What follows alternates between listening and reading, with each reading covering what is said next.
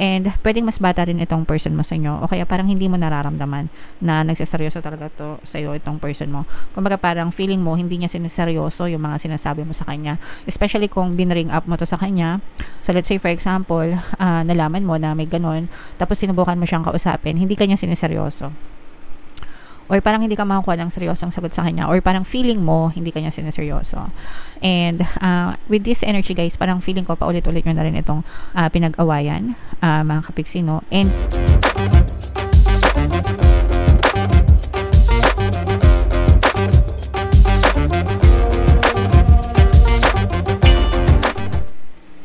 hello guys, hello Aries, welcome back to Pinoy Pixie Tarot. Ang pamagat ng episode natin for tonight is monthly love scope, mga kapixie, para ngayong April, para sa Aries, Sun, Moon, Rising, Sign, and Venus.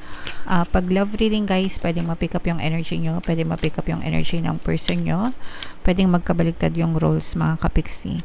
If in case hindi kayo nakaresonate dito, try nyong panoorin yung video dun sa zodiac sign ng person nyo guys, baka nandun yung energy nyo. So,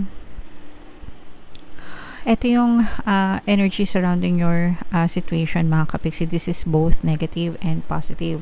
Sa negative guys, merong umaaligid sa person mo, no? It's either umaaligid sa'yo or sa person mo. Pero most definitely or most likely, maaring dun sa person mo umaaligid itong person na to, itong third person. This is a third party energy. Ibig sabihin may nanunukso, no, dun sa person mo.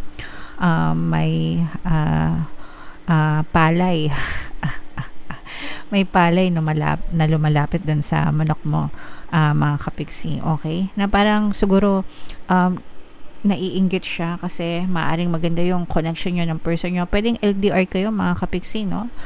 And minsan kasi pag LDR, syempre hindi natin nakikita, 'di ba? So, doon maraming temptasyon, mga kapixie, kasi nga magkalayo. So, pwedeng dahil LDR kayo, kaya prone sa mga ganitong klase ng energy. Pero kahit na LDR kayo or kahit hindi kayo LDR guys, palagi naman kayo nag-uusap nitong person mo, no? Communication is the key para sa masusing maganda, communication ang susi para sa maganda and harmonious na relationship with your person, guys, no? So yeah, especially sa LDR, dahil pag LDR talaga communication lang yung magdudugtong sa inyong dalawa, mga kapixie. And siguro napapansin itong third person mo na palaging masaya yung person mo pagkausap ka, ganyan, and naiinggit itong person mo dun sa binibigay sa'yo ng person mo. Kaya parang gusto niya rin na magkaroon ng makuha yung person mo kasi gusto niya ng ganong klase ng affection. So titingnan natin guys kung ano yung energy surrounding your situation dito sa deck na to. Pero pwedeng ano to guys, parang temptation lang. Kumbaga nananadya itong third person na to, pero pwedeng hindi siya pinapansin ng person mo. Okay, kasi para sa person mo, ikaw lang yung gusto niya, ikaw lang yung gusto niyang palaging kausap, ganyan. Pero lilinawin natin dito, mga kapixie. So shuffle natin to guys. Habang sinashuffle ko to, panoorin nyo muna yung video natin regarding sa ating paano mag-manifest ng abundance video course. Kapiksi, sawa ka na ba sa mga struggles at hirap sa buhay mo? Masipag ka ba at masikap sa buhay ngunit hindi ka pa rin umaasenso? Ilang beses ka na bang nag-attempt mag-negosyo at mag-invest pero palagi ka pa rin nalulugi? Sa pagkakataon na ito ay maaaring may subconscious beliefs ka na nagiging balakid sa iyong pag-unlad at pagyaman. Introducing, paano mag-manifest ng abundance video course. Dito ay matututunan mong ma-overcome ang mga balakid mo para tuluyan ka ng umunlad, umasenso, sumagana, maging matagumpay, successful at maswerte sa iyong kabuhayan, pera, trabaho, negosyo, salapi at kaperahan ng bonggang-bongga. Dali, mag-send na ng email sa pinoypixie@gmail.com at simulan na ang iyong pagyaman ngayon. Alright, so sa lahat ng gusto mag-avail ng course guys, naka-flash sa screen nyo. Una, meron tayong paano mag-manifest ng abundance video course. Pangalawa, meron din tayong paano mawala ang third party at magkaroon ng harmonious na relationship. And meron din tayong email coaching, manifest your desires using the law of attraction. So sa mga interesado guys, mag-send lang kayo ng email sa pinoypixie@gmail.com. So Aries guys, kayo ay represent ng Queen of Wands sa ating spread. Ito yung ating love energy mga kapiksi. Meron dito guys presence ng water sign, Cancer, Pisces, Scorpio. For some of you, maaring may water element kayo sa inyong natal chart, or you may be dealing with a water sign, mga kapiksi. So ito yung nakikita natin na problema sa relationship nyo guys. For some of you, pwedeng broken hearted kayo mga kapiksi, and you have a lot of stress ongoing dun sa relationship guys, probably because of this third party energy.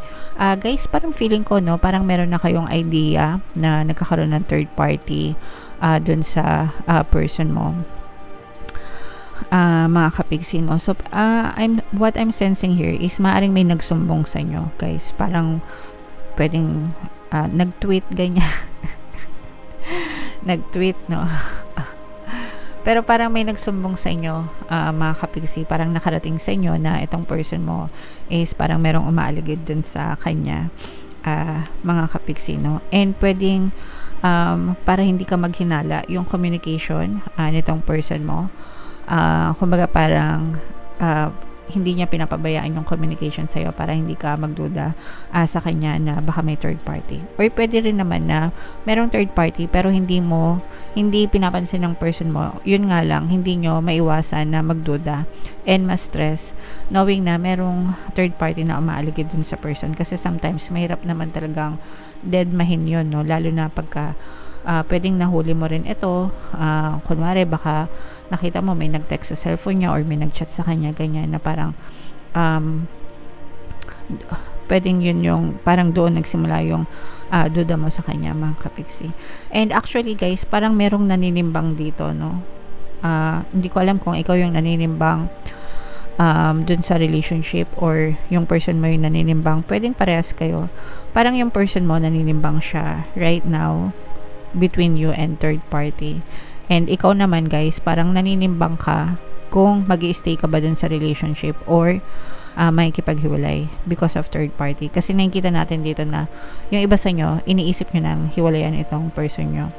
And ang isa pa sa factor na nakaka-apekto dun sa relationship nyo is for some of you, meron kayong major difference, no? Parang pwedeng magkaiba kayo ng lahi or pwedeng magkaiba kayo ng relihiyon, mga kapiksi, or pwedeng magkaiba kayo ng kultura. Marami kayong pagkakaiba nitong person mo, kaya parang yun, dagdag factor din, kaya parang nahihirapan din kayo, mga kapiksi. So there's a lot of thinking here. Ibig sabihin maraming pag-iisip, no, na nangyayari dito. So iniisip mo kung ano yung next step, ganyan. Iniisip mo kung ano yung gagawin mo, pero you're not taking action, no. Kumbaga parang hindi pa kayo uma-action ngayon. Puro isip pa lang kayo, mga kapiksi. And for some of you, there's a fear. Meron kayong fear na baka matapos itong relationship na to, guys, dahil nga dun sa mga nangyayari. And pwedeng mas bata rin itong person mo sa inyo, o kaya parang hindi mo nararamdaman na nagseseryoso talaga to sa iyo itong person mo. Kumbaga parang feeling mo hindi niya sineseryoso yung mga sinasabi mo sa kanya, especially kung binring up mo to sa kanya. So let's say for example, nalaman mo na may ganon, tapos sinubukan mo siyang kausapin, hindi kanya sineseryoso, or parang hindi ka makakuha ng seryosong sagot sa kanya, or parang feeling mo hindi kanya sineseryoso. And with this energy guys, parang feeling ko paulit-ulit nyo na rin itong pinag-awayan, mga kapiksi, no? And yung paulit-ulit na pag-aaway na yun yung maaaring maging cause, mga kapiksi, if ever man na magkahiwalay kayo. Kasi parang patinde ng patinde. Siguro sa una, pangalawa, parang binabrush off lang. Nando ka ba? Hindi totoo yan. Ako, ba't ka ba naniniwala sa ganyan? Parang mga ganun lang. Pero kapag paulit-ulit na, mga kapiksi, parang naririndi na rin yung person mo.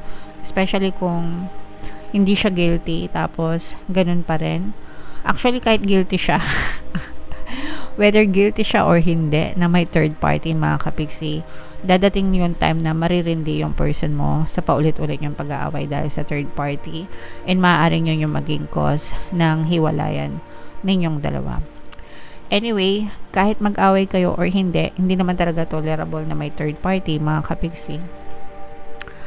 Nag-stem out yan because of insecurities, mga kapiksi. So make sure na you go back to yourself and treat yourself better, mga kapiksi. Ayusin nyo yung sarili nyo. Be confident, love yourself, trust yourself, respect yourself, mga kapiksi. Embody the love, okay? And kahit ilang third party pa yung mag-appear sa relationship nyo, kapag ka-secure ka, walang makakaagaw sa person mo. So, pwede nyo guys pakinggan yung self-love subliminal. Sa mga may third parties, no, meron tayong 4 na subliminal na recommended ko, yung pampawala ng kabit, para ikaw ang piliin, pampaloyal, at saka yung nakalimutan ko yung isa pampawala ng balakid, okay? Yeah, so yung 4 na subliminal na yun, mga kapiksi, lahat yun libre sa YouTube guys. Available yan siya sa channel natin, so pwede nyo pakinggan if ever man na naka-resonate kayo, para mawala yung third party sa relationship nyo. And meron din tayong course guys, paano mawala ang third party at magkaroon ng harmonious na relationship if in case na may problema kayo sa mga third parties, okay? So comment down below if naka-resonate kayo. Ito guys yung ating love advice para sa inyo, or love message. Release your ex, no? If in case ex person mo na to, mga kapiksi, and same pa rin yung sitwasyon, di pa rin nagbabago, maybe it's about time na i-release nyo na sila and i-let go. But then again, kayo lang din yung masusunod dyan, kasi the more na humahawak pa kayo sa kanila, the more na unang-una nasasayang yung oras nyo, nasasayang yung energy nyo. You should spend your time and energy on yourself, mga kapiksi. Wala kayong ibang dapat na asikasuhin kundi yung sarili nyo. If you love yourself and you treat yourself better, everything na gusto nyo sa buhay nyo mag-a-align yan perfectly. Magmamatch yung energy sa inyo guys. Kaya dapat palagi kayo nakafocus sa sarili nyo and focus on the things that you love the most, okay? So, kung gusto nyong hiwalayan yung ex nyo or i-release na sila, syempre, much better para magaan na yung energy nyo. Kung hindi naman, kung gusto nyo pa, okay lang din. Depende yan sa inyo, guys, no? Walang tama at mali. Ang mali lang sa relasyon, mga kapiksi, is yung nang-aagaw. Kung hindi sa inyo, wag nyong agawin, okay? Pero, kung gusto nyo ipaglaban dun sa mga tama, no? Kung gusto nyo ipaglaban, kung gusto nyo bitawan, as long as masaya kayo, wala kayong inaapakan na ibang tao, okay lang yan. Kayo na yung bahala dyan, okay? Alright, so comment down below, Aries, if feeling nyo naka-resonate kayo dyan. Guys, for more tarot readings, ito yung playlist nyo. Ito naman yung ating success stories ng paano mag-manifest ng abundance video course.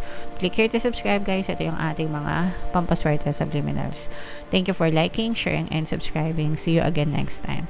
I love you all, mga kapiksi. Have a nice day. Bye-bye.